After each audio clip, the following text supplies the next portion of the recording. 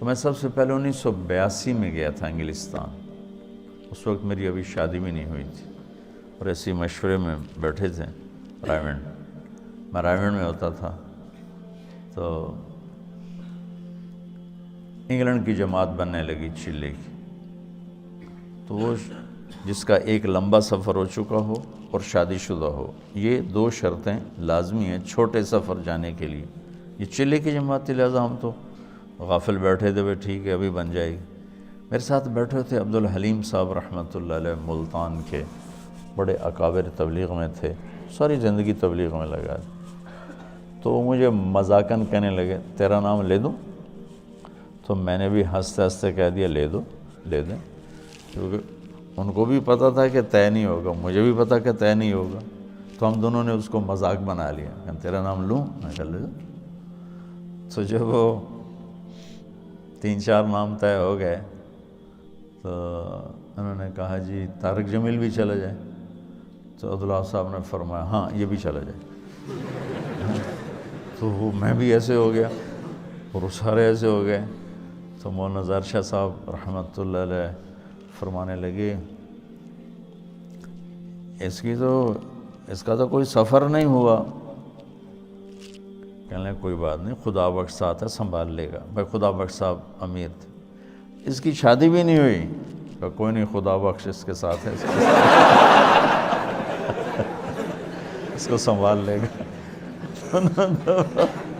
میں ہکا بکا حیران، میں یہ کیا ہو گیا؟ مجھے تو خواب و خیال بھی نہیں تھا کہ ایسے ہو جائے گا. تو سارے مشورے والے بھی حیران ہو گئے. اللہ نے میرا نصیب لکھا ہوا تھا. یہ میرا بیرون ملک کا پہلا سفر انڈیا تھا مارچ میں، اور یہ دسمبر میں تھا.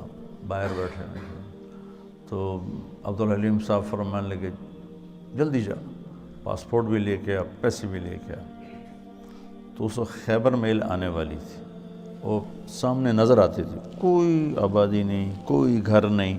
ہم رائمنڈ کے صحن میں بیٹھ کر ریلوے کی پٹڑی دیکھتے تھے، بیچ میں رکاوٹ ہی کوئی نہیں تھی، ٹرینوں کو گزرتے دیکھتے تھے. تو گاڑیاں ہمیں ازبر ہوتی تھیں، میں فلاں گزر گئی، فلاں گزر گئی. تو میں نے دیکھا خیبر میل آنے والی، میں نے وہیں سے دوڑ لگائی. وہ ایک گیٹ اس طرف ہوتا تھا جنوب کی طرف، وہ بند رہتا تھا. تو اس وقت ہمت جوانی میں نے جمپ لگایا، گیٹ کو پکڑ کے چھلانگ لگا کے ادھر گرا اور دوڑ لگا. ادھر میں نے دوڑ لگائی، ادھر خیبر میل آنا شروع ہو گیا. میں کہ لے مارا گیا، نہیں پکڑ سکتا. خیر بھاگتے بھاگتے بھاگتے خیبر میل حرکت میں آ گئی، اور میں نے آخری ڈبے کا جا کے ڈنڈا پکڑا، میں اس پہ سوار ہو گیا. خرچہ پتہ کتنا تھا اس وقت؟ 10,000. انگلینڈ کا جانے کا 8,000 کا ٹکٹ تھا اور 2,000 اوپر خرچہ ہونا تھا. 4 روپے کا ڈالر تھا، 19 روپے کا پاؤنڈ تھا. تو میں گھر گیا، پاسپورٹ لیا، پیسے لیے، اور شام کو کسی گاڑی سے پھر میں رات ٹھہرنا پڑا، چونکہ خیبر میل شام کو پہنچتی ہوں. اگلے دن صبح میں وہاں پہنچ گیا. پہلا سفر ہمارا 1982 میں کراچی سے ہماری پرواز تھی PIA، پہلے دبئی، پھر استنبول اور پھر لنڈن. تو یہ ہمارا 1982 کا پہلا سفر تھا. مجھے جانتے بھی کوئی نہیں تھے، جوڑ تھا. تو قاضی صاحب رحمۃ اللہ علیہ، خدا بخش صاحب رحمۃ اللہ علیہ، بھائی فاروق تھے رحمۃ اللہ علیہ آٹے والے، ڈاکٹر امجد صاحب تھے،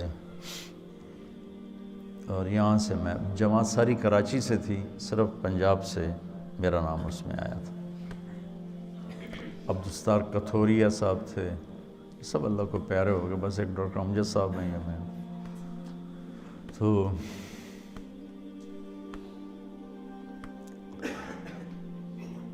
پہلی دفعہ ٹھنڈ میں گئے، نہ اتنی ٹھنڈ کبھی دیکھی تھی.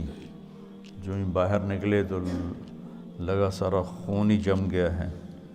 لندن مرکز چھوٹا سا پرانا سا، بدبو آئے اس میں، وہاں ہماری جماعت ٹھہری۔ 2 دن کے بعد ہم ڈیوزبری گئے تو جوڑ تھا، یہ جتنے آپ بیٹھے ہو نا بس اتنا مجمع تھا، پورے ڈیوز انگلینڈ کے اجتماع کا اتنا مجمع جتنا آپ بیٹھے بس، اور اس میں بھی کوئی چل پڑا ہے، کوئی آ رہا ہے، کوئی جا رہا ہے۔ تو میرا تو تعارف نہیں تھا، تو اس لیے مجھے تو خیال نہیں تھا کہ میرا کوئی بیان ہوگا۔ ہاں عربی میری بہت اعلیٰ تھی اس وقت، تو ترجمانوں نے مجھے جاتی لگا دیا بیان کا ترجمہ، تو میں بھی اپنا لگ گیا ترجمے میں۔ قاضی صاحب رحمۃ اللہ علیہ بہت شفقت فرمایا کرتے تھے، انہوں نے اگلے دن کہا کہ اس کا بھی تو کوئی بیان کرو، تو پھر وہ انہوں نے طے کر دیا میرا ایک مختصر سا بیان، غالباً مغرب کے بعد تھا، مغرب سے عشاء تھوڑا سا ٹائم ہوتا ہے۔ تو وہاں سے میرا تعارف ہوا، تو بعد میں ساتھی ملے، کہنے لگے جب تم ممبر پر بیٹھے تو ہمیں بڑا غصہ چڑھا کہ یہ کیا چوچے سے کو بٹھا دیا ہے۔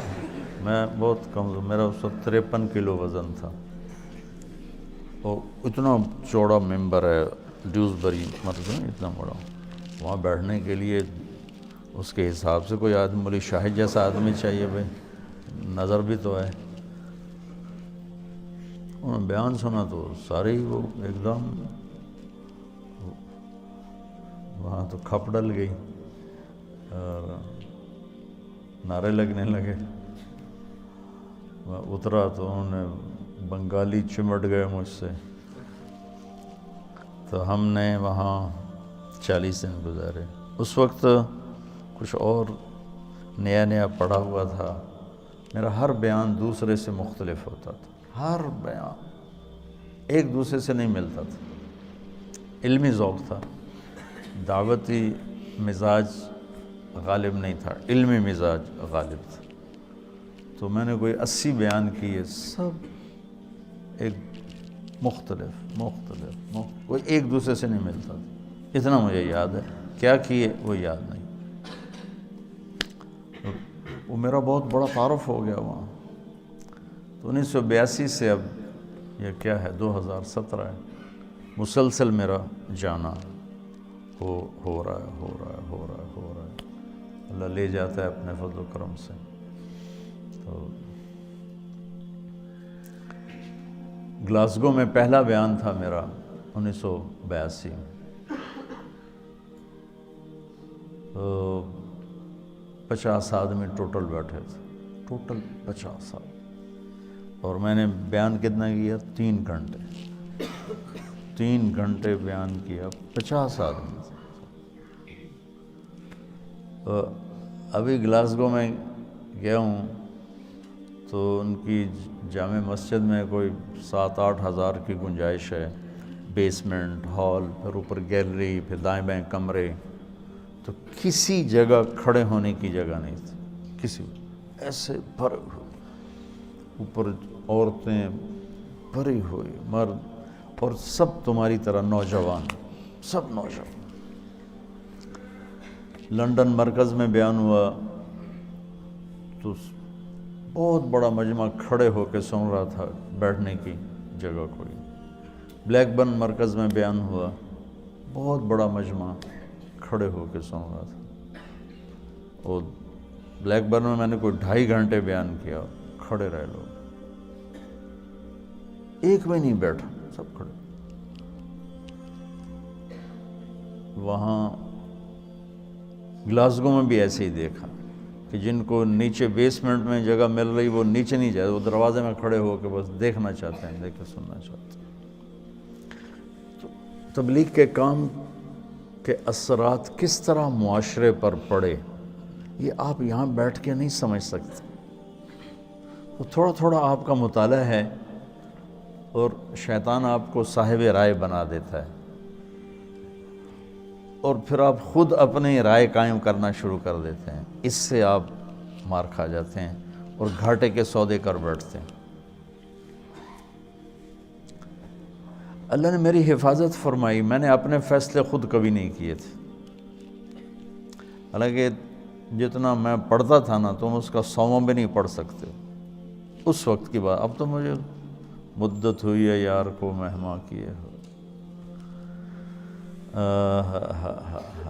ماں ہرچہ خواندائیں فراموش کردائیں، بھول بھلائیاں ہوئی، لیکن میں ایک منٹ میرا خالی نہیں ہوتا تھا۔